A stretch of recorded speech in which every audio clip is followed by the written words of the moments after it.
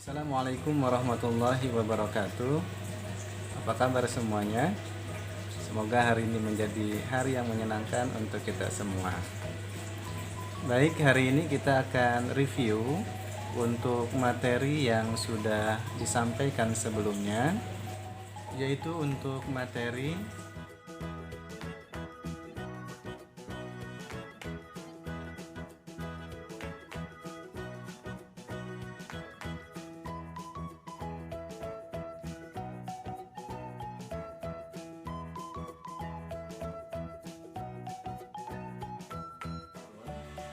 seperti yang sudah disampaikan sebelumnya bahwa al-kafirun artinya adalah orang-orang kafir.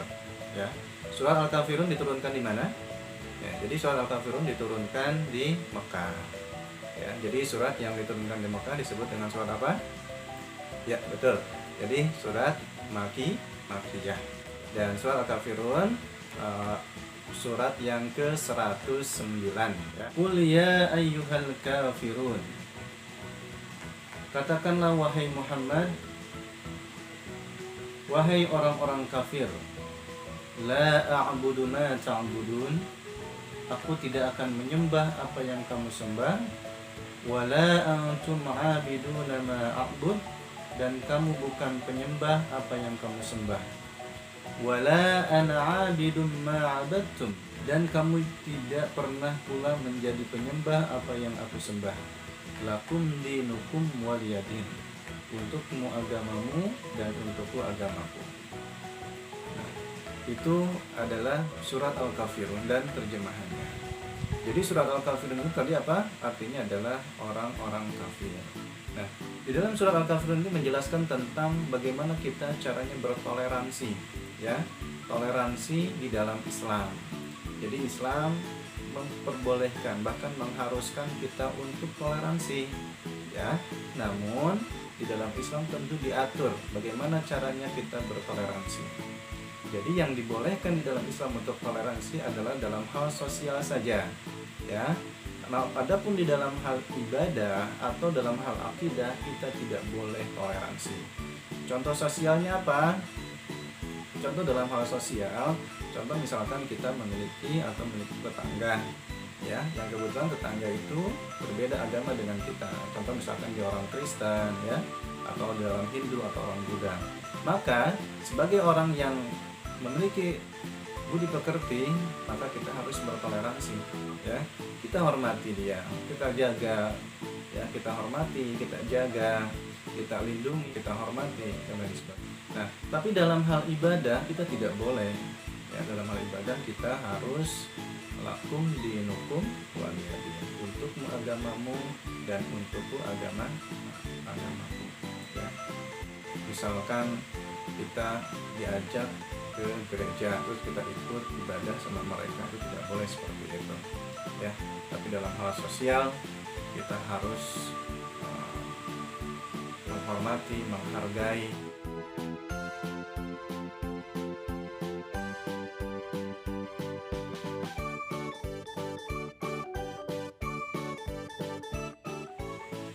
Beriman kepada hari kiamat termasuk rukun apa? Rukun iman, ya. Rukun iman yang keberapa? Ya, betul. Jadi beriman kepada hari kiamat termasuk rukun iman yang kelima, ya. Di antara nama-nama hari kiamat yaitu yang pertama adalah hari akhir, ya. Apa itu hari akhir? Yaitu hari di mana semua makhluk, ya, semua manusia itu akan dimatikan atau akan dibinasakan, ya. Tidak ada yang tersisa, semuanya akan dimatikan. Gedung-gedung, ya, gunung, matahari, bulan, bintang, manusia, jin, semuanya akan dimatikan oleh Allah Subhanahu wa taala. Yaitu disebut dengan hari akhir, ya. Lalu ada lagi Yaumul Ba'ats, ya. Nah, Yaumul Ba'ats itu adalah hari kebangkitan, ya. Hari kebangkitan di mana semua manusia dan jin, ya, dari zaman Nabi Adam sampai akhir zaman semuanya akan dibangkitkan. Setelah mereka dimatikan, semuanya akan dibangkitkan oleh Allah Subhanahu wa taala. Lalu ada yaumul mahsyar, ya. Semua manusia dan jin dikumpulkan di padang mahsyar, ya. Dan lalu ada yaumul hisab. Ya, yaumul hisab itu adalah hari di mana semua amal manusia itu akan dihitung, ya. Apakah amal baiknya lebih banyak atau amal buruknya lebih banyak. Nah, lalu ada lagi yaumul mizan, ya. Jadi yaumul mizan ini dimana nanti semua amal manusia itu akan ditimbang, ya, ditimbang mana yang lebih berat, apakah amal baiknya atau amal buruknya.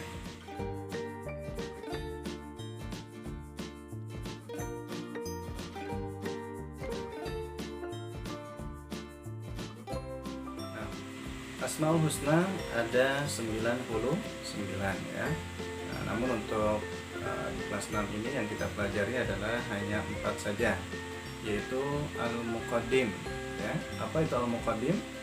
Ya, betul. Jadi Al-Muqaddim adalah yang maha terdahulu.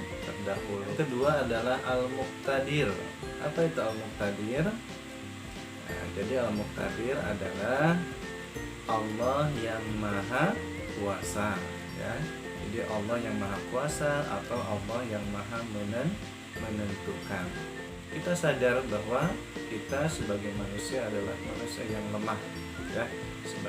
Tapi Allah adalah zat yang maha kuasa, zat yang maha perkasa, zat yang maha bisa melakukan apapun, ya. Tidak ada yang tidak mungkin untuk Allah Subhanahu wa taala. Lalu selanjutnya adalah Al-Baqi, ya. Apa itu Al-Baqi? Ya, jadi Al-Baqi adalah maha kekal, ya. Makhluk di dunia ini yang Allah ciptakan semuanya akan binasa, semuanya akan hancur, tetapi Allah Subhanahu wa taala akan tetap kekal, ya. Allah tidak akan binasa, ya. Nah, itulah makna dari Al-Baqi. Nah, lalu As-Somad. Nah, Somad adalah tempat bergantungnya semua makhluk, tempat meminta atau tempat kita berdoa, ya. Nah,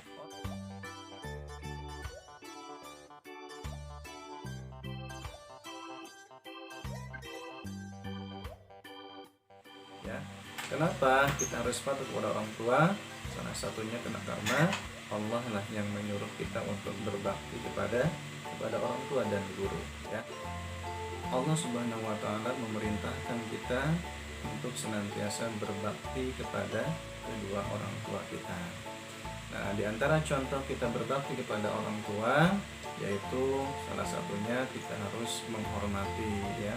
Menghormati, kalau kita berbicara maka kita harus berbicara dengan penuh hormat, penuh kelembutan, tidak boleh membentak, tidak boleh kasar, ya.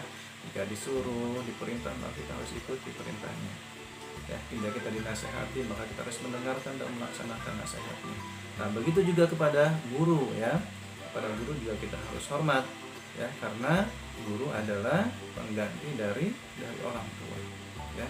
Gurulah yang mengajarkan kita, ya, mengajarkan kita mengenal Allah, mengajarkan kita beribadah, mengajarkan kita membaca Al-Quran dan sebagainya, ya.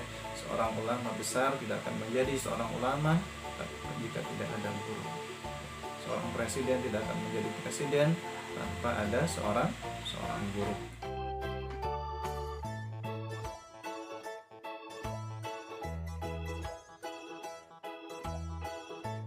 Apa itu zakat? Zakat kemarin secara bahasa adalah artinya suci, ya. Artinya suci. Nah, zakat itu terbagi kepada dua bagian. Yang pertama adalah zakat fitrah, ya. Yang kedua adalah zakat mal. Zakat fitrah adalah zakat jiwa, ya. Zakat jiwa. Jadi zakat fitrah itu membersihkan jiwa kita, ya, membersihkan jiwa kita dari apa? Dari kekikiran, dari kesombongan, dari keserakahan dan lain sebagainya. Nah, lalu yang kedua adalah zakat mal, ya. Zakat mal. Jadi zakat mal ini zakat harta. Tujuannya adalah untuk membersihkan harta kita, karena kita tidak tahu bahwa barangkali di antara harta kita ada termasuk harta yang tidak halal, makanya dibersihkan harta itu dengan cara berzakat. Nah, untuk zakat fitrah yang dikeluarkan adalah 2,5 kg itu minimal ya. Kalau dihitung dalam hitungan liter itu 3,5 liter ya, 3,5 liter. Nah, itu ukuran minimalnya. Nah, kapan dikeluarkannya zakat fitrah? Zakat fitrah dikeluarkan yaitu setiap bulan Ramadan. Dari mulai kapan? Dari mulai bulan Ramadan, misalkan tanggal 1 maghrib itu sudah mulai bulan Ramadan sampai nanti sebelum sholat id ya, sebelum khatib naik ke mimbar untuk khutbah.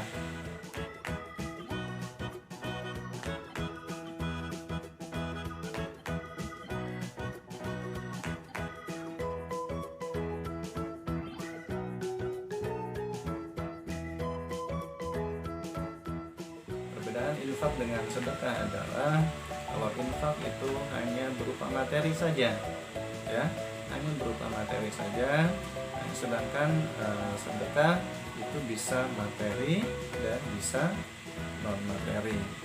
Contoh infak apa? Contoh infak misalkan kita memberikan uang kepada fakir miskin ya, memberikan uang kepada masjid ya untuk pembangunan dan lain sebagainya. Nah, jadi hanya seperti materi saja. Nah, sedangkan sedekah itu lebih luas, jadi bisa materi dan bisa non materi ya. Nah, bisa misalkan senyum termasuk sedekah. Tabasumuka fi wajhi akhika maka sedekah. Ya, senyummu di hadapan saudaramu adalah sedekah. Kita membuang sampah misalkan kepada tempatnya, itu adalah sedekah. Jadi sedekah itu adalah semua kebaikan yang kita lakukan adalah sedekah, termasuk kita berzikir, termasuk kita sholat duha, sholat sunnah dan lain sebagainya adalah sedekah. Nah, jadi pengertian sedekah itu lebih luas dibanding dengan infak ya. Sedekah itu belum tentu infak, tapi infak sudah pasti termasuk sedekah. Mungkin itu saja ya, materi yang bisa disampaikan, semoga bermanfaat. Jangan lupa untuk senantiasa menjaga kesehatan. Semoga Allah Subhanahu wa taala menjaga kita dari segala macam bahaya. Terima kasih. Assalamualaikum warahmatullahi wabarakatuh.